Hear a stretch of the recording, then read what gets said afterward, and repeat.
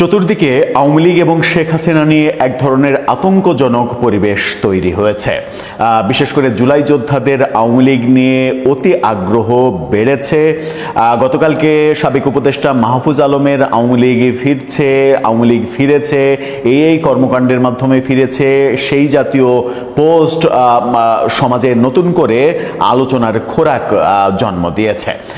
এরই মাঝে আমরা দেখেছি শেখ হাসিনার নতুন করে সাক্ষাৎকার প্রকাশ করছে ভারতীয় শীর্ষ গণমাধ্যমগুলো সহ বিশ্বের বেশ কিছু গণমাধ্যম, এবং সেই সাক্ষাৎকারে শেখ হাসিনা খুবই কনফিডেন্টলি দেশে ফেরার কথা বলছেন এবং তার অনুপস্থিতিতে দেশে একটা নৈরাজ্যকর পরিস্থিতি তৈরি হয়েছিল, যেটা চলছে এরকম দাবিও তিনি করার চেষ্টা করেছেন। শেখ হাসিনাকে নিয়ে এত আলোচনা কেন? তাহলে ভেতরে ভেতরে কি কিছু ঘটছে? শোনা যাচ্ছে মার্কিন প্রতিনিধি মার্কো রুবিও তিনি দিল্লি সফরে আসছেন এবং তার এই দিল্লি সফরকে কেন্দ্র করে শেখ হাসিনার অ্যাক্টিভিটিস বেড়েছে সম্প্রতি, সেরকম আলোচনাও কোনো কোনো বিশ্লেষক করার চেষ্টা করছেন, সামনে আনার চেষ্টা করছেন।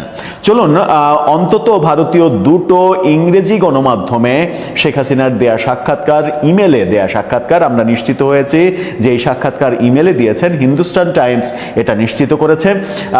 এই সাক্ষাৎকারগুলোতে তিনি কি বলতে চাইলেন? এর আগে আনন্দবাজারের সাক্ষাৎকার নিয়ে আমরা কথা বলেছি। আমরা দেখছি যে শেখ হাসিনা বিভিন্ন গণমাধ্যমে বিভিন্ন ধরনের হেডিং দিয়ে তার বক্তব্য প্রকাশ করেছেন এবং গণমাধ্যমগুলো তার বক্তব্য প্রচার করছে। কি আছে সেই বক্তব্যে? কি বলতে চাইছেন তিনি কি তার শাসনামলের কোনো ভুল বুঝতে পারলেন, নাকি মনে করছেন যে তিনি ঠিক পথেই ছিলেন, তাকে ষড়যন্ত্র করে সরিয়ে দেওয়ার পরে যারা দায়িত্ব নিয়েছিল তারা এই দেশটাকে ধ্বংসের কিনারায় নিয়ে গেছে, তারা আসলে পেরে উঠবে না, তিনি আবার খুব শীঘ্রই বীরের বেশে প্রত্যাবর্তন করবেন? তার বক্তব্য যেমন গুরুত্বপূর্ণ, তেমনি তাকে কেন্দ্র করে জুলাই যোদ্ধাদের এক ধরনের অস্থিরতা, চতুর্দিকে তাকে নিয়ে আলোচনার নানা ধরনের সূত্রপাত তৈরি করা নতুন করে আগ্রহ তৈরি করেছে। চলুন আলোচনা করে বোঝার চেষ্টা করি, এই ভিডিওতে থাকবেন। দর্শক, বলছিলাম ভারতীয় অনেকগুলো গণমাধ্যমে শেখ হাসিনার সাক্ষাৎকার একের পর এক আবারও প্রকাশিত হচ্ছে। এর আগেও এক দফা আমরা দেখেছিলাম, তখন রয়টার্স সহ বড় বড় বিশ্ববরেণ্য গণমাধ্যম সেগুলোতে সাক্ষাৎকার প্রকাশিত হয়েছিল। তারপরে ভারত, ফ্রান্স সহ বিভিন্ন দেশের গণমাধ্যমে তার বক্তব্য প্রকাশিত হয়েছিল। এবার আমরা দুটো পত্রিকা নিয়ে আলোচনা করব, হিন্দুস্তান টাইমস এবং মিলেনিয়াম পোস্ট ও দিল্লির পত্রিকা। হিন্দুস্তান টাইমস কি বলছে দেখে নিন। হিন্দুস্তান টাইমস বলছে যে absence does not mean silence, will return to Bangladesh very soon Sheikh Hasina. অর্থাৎ তিনি দাবি করছেন অনুপস্থিতি মানে নীরবতা নয়, খুব শীঘ্রই বাংলাদেশে ফিরব। এই বক্তব্য যখন তিনি দিচ্ছেন তখন মিলেনিয়াম পোস্ট কি বলছে দেখুন। মিলেনিয়াম পোস্ট তারা প্রায় 1 পৃষ্ঠা জুড়ে এটা প্রকাশিত হয়েছে তাদের এই পত্রিকায়। সেখানে বলছে I will return with my head held high Hasina. এরকম বক্তব্য এরকম শিরোনাম আমরা আনন্দবাজারেও দেখেছিলাম, অর্থাৎ তিনি মাথা উঁচু করে ফিরবেন এরকম বক্তব্য দিয়েছেন। হিন্দুস্তান টাইমসের বক্তব্যে একটু আগে আমরা চোখ মেলতে চাই। সেখানে বেশ কিছু গুরুত্বপূর্ণ তথ্য যেগুলো উঠে এসেছে তার মধ্যে রয়েছে বাংলাদেশের সাবেক প্রধানমন্ত্রী শেখ হাসিনা ইঙ্গিত দিয়েছেন যে রাজনৈতিক অধিকার পুনরুদ্ধারের পাশাপাশি একটি গণতান্ত্রিক পরিবেশ এর ওপরই তার প্রত্যাবর্তন নির্ভরশীল। অর্থাৎ অনেক যদি কিন্তুর ওপরে তার প্রত্যাবর্তন নির্ভরশীল, এটা তার বক্তব্যে উঠে এসেছে। তার মানে অনেক যদি কিন্তু ফয়সালা হতে হবে, সেই ফয়সালাগুলো আদৌ হবে কিনা সেটা সময়ই বলে দেবে। তিনি বলেছেন যে জঙ্গি ও চরমপন্থী শক্তির উত্থানের কারণে বাংলাদেশ 2001 থেকে 2006 সালের সেই অন্ধকার দিনগুলোতে ফিরে যেতে পারে যখন বিএনপি ক্ষমতায় ছিল বলে একটি ইমেল সাক্ষাৎকারে সতর্ক করেছেন। অর্থাৎ বিগত যে বিএনপির শাসনামল 2001 থেকে 2006 সেটা সমালোচনা আবারও তিনি করছেন। তিনি বলছেন, তবে আমি একটা বিষয় খুব স্পষ্ট করে বলতে চাই, আমার অনুপস্থিতির অর্থ আমার নীরবতা নয়। আমি প্রতি মুহূর্তে দেশের জন্য লড়াই করছি এবং আমরা কূটনৈতিক পর্যায়ে আন্তর্জাতিক আইনি কাঠামোর মধ্যে এবং বিশ্বব্যাপী গণমাধ্যমের মাধ্যমে সক্রিয়ভাবে কাজ করে যাচ্ছি। তিনি বলেছেন যে আমি 19টি গুপ্ত হত্যার চেষ্টা থেকে বেঁচেছি, কিন্তু কোনো কিছুই আমাকে থামাতে পারেনি। যেহেতু সর্বশক্তিমান আমাকে বাঁচিয়ে রেখেছেন, আমি শীঘ্রই দেশের মাটিতে ফিরে আসব। আওয়ামী লীগের ওপরে নিষেধাজ্ঞা এবং আপনার বিরুদ্ধে থাকা অসংখ্য মামলার পরিপ্রেক্ষিতে আপনার ফেরা কি সম্ভব হবে?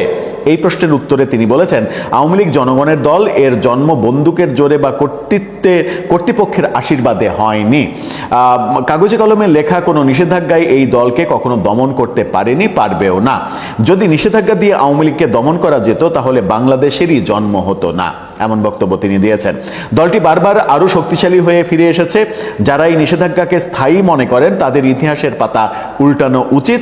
এই নিষেধাজ্ঞা হয়তো ক্ষমতাসীনদের অস্থায়ী ক্ষমতা প্রয়োগকে প্রতিফলিত করে, কিন্তু প্রকৃতপক্ষে এটি তাদের ভয়েরই প্রতিফলন। অর্থাৎ এই নিষেধাজ্ঞা দেয়া হয়েছে এক ধরনের ভয় থেকে, এরকম বক্তব্য তিনি দিচ্ছেন। তারা আওয়ামী লীগকে ভয় পায় কারণ দলটিকে সংগঠিতভাবে গণতান্ত্রিক রাজনৈতিক কর্মকাণ্ড চালানোর সুযোগ দেওয়া হলে তাদের পক্ষে রাষ্ট্রবিরোধী কার্যকলাপ চালিয়ে যাওয়া কঠিন হয়ে পড়বে। এ কারণেই এই নিষেধাজ্ঞা রয়েছে। আমাদের লক্ষ লক্ষ সমর্থক ও কয়েক লক্ষ নেতাকর্মী এখনো বাংলাদেশে রয়েছেন। হামলা, মামলা, কারাবাস ও নিপীড়ন সত্ত্বেও তারা ঐক্যবদ্ধ। দেশ ও জনগণের স্বার্থে আওয়ামী লীগের প্রত্যাবর্তন অনিবার্য, এটা শুধু সময়ের ব্যাপার। তিনি বলছেন মানে তার দলের যে সংস্কারের কথা কিংবা রিফাইন্ড আওয়ামী লীগের প্রসঙ্গ, সেই প্রসঙ্গে তিনি বলছেন যে শুদ্ধিকরণ বা বিপ্লবের নামে রাজনৈতিক প্রতিপক্ষরা প্রায়শই প্রতিদ্বন্দ্বী দলগুলোকে ভেঙে ফেলার ষড়যন্ত্র করে। আমি স্পষ্টভাবে বলতে চাই যে আওয়ামী লীগের নিজের ঘর গোছানোর ক্ষমতা রয়েছে। এই সংস্কার প্রক্রিয়া দলের অভ্যন্তরীণ গণতান্ত্রিক পদ্ধতিতেই সম্পন্ন হবে, ষড়যন্ত্রকারীদের নির্দেশ অনুযায়ী না। অর্থাৎ যারা এই আওয়ামী লীগের রিফাইন্ড ফর্ম তাদের কথাই এটা হবে না, আওয়ামী লীগের অভ্যন্তরীণ এটাতেই হবে। তিনি অভিযোগ করছেন যে কখনো কখনো দল ভাঙার এরকম ষড়যন্ত্র হয়ে থাকে। অবশ্য তার বিরুদ্ধেই এই অভিযোগ রয়েছে। আমরা দেখেছি তার সর্বশেষ যে 15.5 বছরের শাসনামল, সেখানে বিএনপি ভেঙে ফেলার পরিকল্পনা সরকার থেকে করা হয়েছিল, বিএনপিকে কয়েক টুকরা করার চেষ্টা করা হয়েছিল, এরকম অভিযোগ আমরা প্রায়শই শুনেছি তার বিপক্ষে। এখন তিনি অন্যদেরকে বলছেন যে এই প্রক্রিয়াটা, এটা ষড়যন্ত্র, এই ষড়যন্ত্র টিকবে না। এদিকে মিলেনিয়াম পোস্টে যে সাক্ষাৎকার প্রকাশিত হয়েছে, তাহলে মানে সেখানে অনেকগুলো প্রশ্নের উত্তর দিয়েছেন। একটা প্রশ্ন বলি প্রথমে, যদি আওয়ামী লীগের উপরে নিষেধাজ্ঞা থাকে তাহলে কিভাবে ফিরবেন? শেখ হাসিনা বলেছেন, মানুষের ভালোবাসাই আমার সবচেয়ে বড় শক্তি। সারা জীবন আমি জনগণের কল্যাণে কাজ করেছি, সরকারে থাকি বা বিরোধী দলে থাকি। আওয়ামী লীগ সরকারের উন্নয়নের সুফল এখনো মানুষ পাচ্ছে, এরকম বক্তব্য তিনি দিয়েছেন। মানে তিনি বলছেন যে, তাকে প্রশ্ন করা হয়েছে আওয়ামী লীগ সরকারের আমলে যারা দেশ থেকে পালিয়েছে তারা কি ফিরবেন? খুবই বিব্রতকর প্রশ্ন তার জন্যে। সেই প্রশ্নের উত্তর তিনি বলছেন যে, পালিয়ে গেছে শব্দটা ব্যবহার করলে আমি বিরক্ত হই। অর্থাৎ পালিয়ে গেছেন তিনি সহ তার নেতাকর্মীরা, এটা তিনি মানতে নারাজ। তিনি বলছেন যে তাদের কেউ স্বেচ্ছায় যায়নি। 2024 সালের 5 আগস্টের পর আওয়ামী লীগ নেতাকর্মীদের উপরে যে পরিস্থিতি তৈরি হয়েছিল তা শুধু বাংলাদেশের নয়, বিশ্ব ইতিহাসেও বিরল। সুতরাং তারা যেতে বাধ্য হয়েছে। লক্ষ লক্ষ নেতাকর্মীর উপরে যে নির্যাতন, নিপীড়ন, জীবনের ভয়, সেই ভয়ের কারণে তারা দেশান্তরী হতে বাধ্য হয়েছে। পরিবেশ পরিস্থিতি অনুকূলে আসলে তারা আবার ফিরবেন, এমন কথা তিনি বলেছেন। বাংলাদেশের শিশুরা মারা যাচ্ছে, এই মৃত্যুর জন্য বর্তমান সরকারকে দায়ী করেন কিনা এই প্রশ্নের উত্তরে বলছেন, প্রতিটি শিশুর মৃত্যু আমার হৃদয় ভেঙে দেয়। একজন মা হিসেবে সবচেয়ে কষ্টের বিষয় হলো এগুলো নির্মূল করতে না পারা। তিনি বলেছেন, আমি কোভিড-19 কি সুন্দরভাবে সাফল্যের সাথে মোকাবেলা করেছিলাম। টিকা পরিস্থিতি বিশ্বে একটা আইডিওলজির জায়গায় নিয়ে গিয়েছিলাম। সেখান থেকে ইউনূস সরকার যে সর্বনাশা ব্যাপারটা ঘটিয়েছেন, সেই ব্যাপারটা তিনি বলছেন। তাকে প্রশ্ন করা হয়েছিল, আওয়ামী লীগের বন্দী নেতা, সাংবাদিক ও বুদ্ধিজীবীদের মুক্তির জন্য পদক্ষেপ নিচ্ছেন কি? বলেছেন, 2024 সালে 5 আগস্টের পর বিচার ব্যবস্থাকে রাজনৈতিক অস্ত্রে পরিণত করা হয়েছে। বিচারকদের উপরে চাপ প্রয়োগ করে মবের মুখে পদত্যাগ করতে বাধ্য করা হয়েছে। তিনি বলছেন যে, আমার দেশে এবং বিদেশে আটক নেতাকর্মীদের মুক্তির জন্য আইনি লড়াই চালিয়ে যাচ্ছি। আমরা নিয়মিতভাবে জাতিসংঘ, ইউরোপীয় ইউনিয়ন, আন্তঃপার্লামেন্টারি ইউনিয়ন সহ বিভিন্ন আন্তর্জাতিক মানবাধিকার সংস্থার সঙ্গে যোগাযোগ রাখছি। তার মানে তিনি এই প্রথম আনুষ্ঠানিকভাবে স্বীকার করলেন যে তাদের রাজনীতি নিয়ে আন্তর্জাতিক যে লবিং, সেই লবিং তিনি চালিয়ে যাচ্ছেন। ভারত, চীন, এই প্রসঙ্গগুলো মানে অনেক প্রশ্ন এসেছে, সেই প্রশ্ন আলোচনা করে দীর্ঘায়িত করতে চায় না। তাকে প্রশ্ন করা হয়েছিল বিশ্বজুড়ে বিভিন্ন দেশ ও সংগঠনের সমর্থন চাইছেন কি, সেই প্রশ্নের তিনি উত্তর দিয়েছেন যে অবশ্যই সবার সমর্থন চাচ্ছি এবং সেই সমর্থন তিনি পাবেন এরকম আশাও করছেন। শেখ হাসিনা আবারও যখন পত্রিকায় সাক্ষাৎকার দিয়ে নিজেকে সোচ্চার হিসেবে উপস্থাপন করার চেষ্টা করছেন, তখন আমরা বাংলাদেশে দেখছি যে জুলাই যোদ্ধা যারা রয়েছেন তাদের মুখে প্রতিনিয়ত শেখ হাসিনা এবং আওয়ামী লীগ নিয়ে কথা। আওয়ামী লীগ ফিরলে এটা করবে, ওটা করবে, আওয়ামী লীগ ফেরার একটা আতঙ্ক তৈরি হয়েছে। মাহফুজ আলমের গতকালকের ফেসবুক পোস্ট নতুন করে আবার এক ধরনের উত্তেজনা তৈরি করেছে, এক ধরনের বিতর্ক তৈরি করেছে এবং মানে মাহফুজ আলমের বক্তব্য খুবই স্পষ্ট। আওয়ামী লীগ ফেরার প্রাসঙ্গিকতা প্রফেসর ইউনূস তৈরি করেছেন এবং প্রফেসর ইউনূস সরকারের ব্যর্থতার কারণেই আজকে আওয়ামী লীগ প্রাসঙ্গিক হচ্ছে মানুষের কাছে। আওয়ামী লীগ নিয়ে মানুষ আলোচনা করছে, আলোচনা করতে বাধ্য হচ্ছে। কেউ কেউ বলছে আগেই তো ভালো ছিলাম। এখন দেখার বিষয় যে প্রফেসর ইউনূসের মানে অসহ্য নগ্ন যে শাসন ব্যবস্থা, সেই শাসন ব্যবস্থা থেকে যখন বিএনপি দায়িত্ব নিয়েছে তখন বিএনপি কতটা সেগুলো কাটিয়ে উঠে সফল হয়। বিএনপির সফলতার উপরে নির্ভর করবে আওয়ামী লীগের ফিরে আসাটা দীর্ঘমেয়াদী হবে নাকি স্বল্পমেয়াদী হবে। দর্শক, আপনার কাছে জানতে চাই সেই প্রসঙ্গে, জানিয়ে লিখতে পারেন আমাদের কমেন্ট বক্সে। আওয়ামী লীগ সভাপতি এবং সাবেক প্রধানমন্ত্রী শেখ হাসিনা, তিনি এর মধ্যে অনেক সোশ্যাল মিডিয়া জুড়ে অনেক কথা শোনা গেছে তিনি 6 মাসের মধ্যে দেশে ফিরতে চান বা ফিরবেন।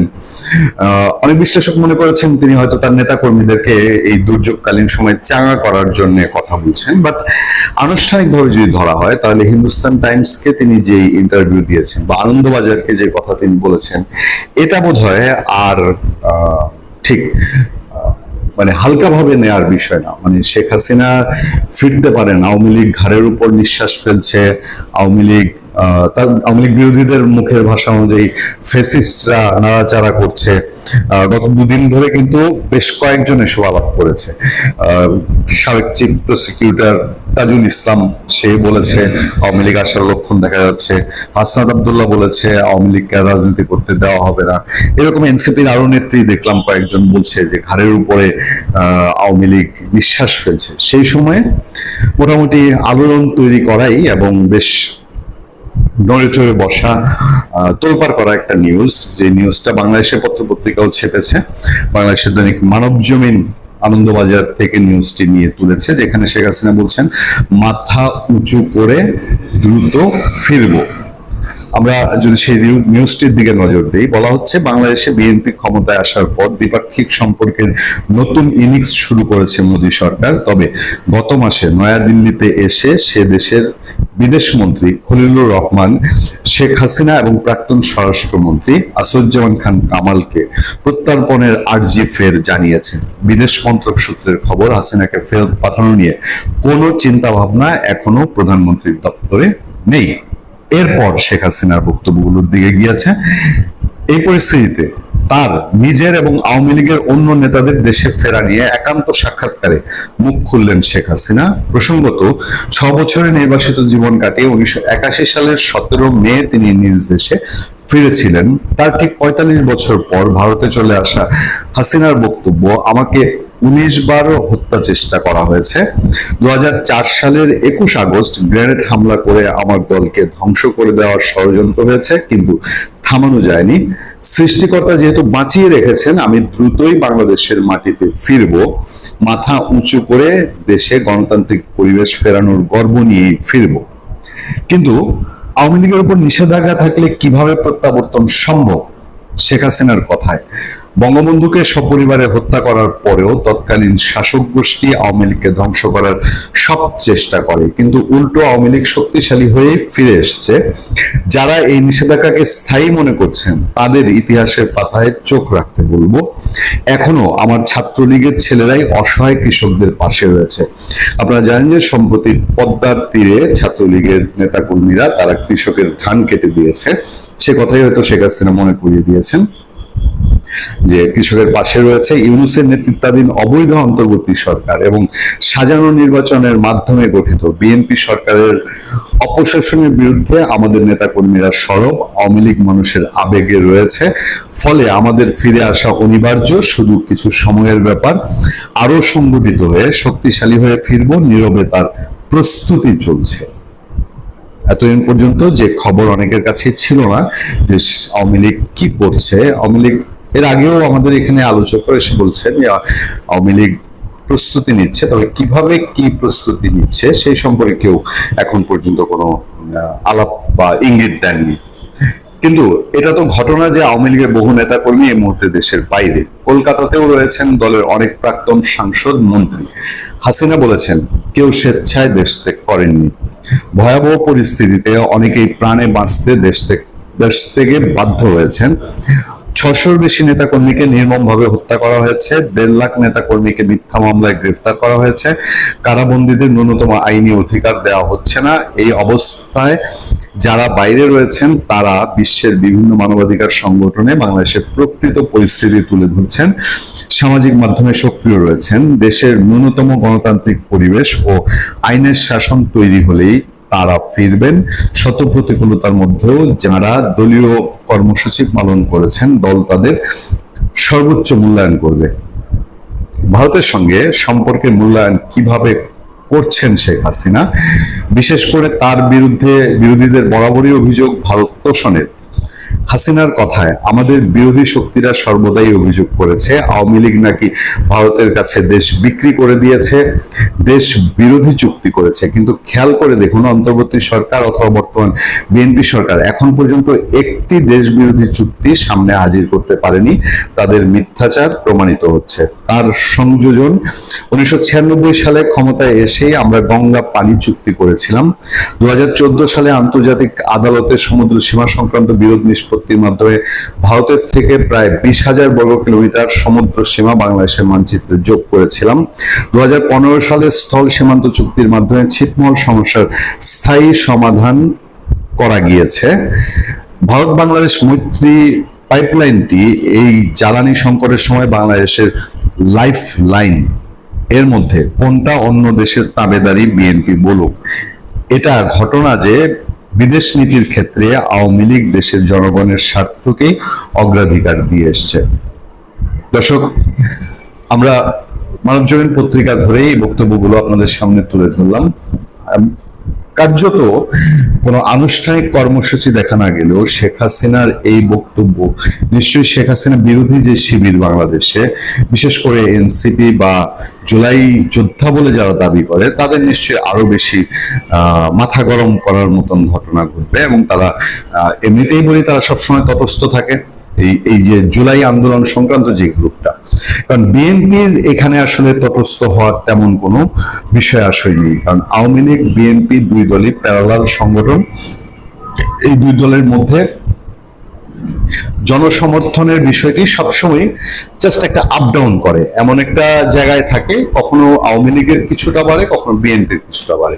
কিন্তু বাংলাদেশের রাজনীতির জন্য এই দুই দল একেবারে অনিবার্য, শতভাগ অনিবার্য যে আওয়ামী লীগ এবং বিএনপি কোনোটার অস্তিত্ব নিয়ে কেউ প্রশ্ন তুলতে পারবে না। ফলে আওয়ামী লীগ আসলেও বিএনপি যা ছিল তাই থাকবে, বিএনপির লোক দলে দলে আওয়ামী লীগ হয়ে যাবে, বা নির্যাতিত হলেও মানুষ বিএনপির লোক আওয়ামী লীগে চলে যাবে, সেরকম ঘটনা ঘটবে না। যেমন এখনো যে সিচুয়েশন, যে খারাপ পরিস্থিতি, খুবই মানে ন্যূনতম সংখ্যক দু একজনের কথা শোনা গেছে যে আওয়ামী লীগ ছেড়ে বিএনপিতে যোগ দিয়েছে।